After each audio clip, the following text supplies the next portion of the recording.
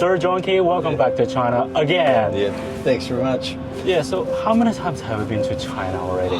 So many I can barely remember. Maybe 20 or 25 times. So, what was your first impression when you first arrived in China? The very first time I came, I hadn't traveled that much overseas, so my sort of vision of Asia was probably Singapore. And so coming to China was very different, you know, the size and scale. And even then, you know, it was a very busy place. So the first place is It was Beijing. In Yeah. Beijing. In Beijing, yeah. It was much less developed, and the traffic was chaos, and it was much poorer, you know, back then.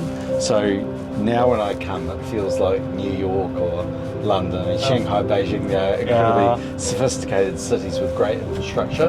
But it wasn't like that in the early 90s when I came. All right, so after all these trips to China, have your views of the country changed? Probably I've had my eyes open to both the vastness of it and the development. I mean, we came from Shanxi Province up to Beijing on a bullet train a couple of days ago. Yes. And yet the scale of that infrastructure and the quality of that infrastructure is amazing. Actually, I think what's happening is the development across China is incredible. And we went to Linfen, you know, and they were telling us, well, I mean, I read on the internet like maybe 12 years ago, it was one of the most polluted cities in the world.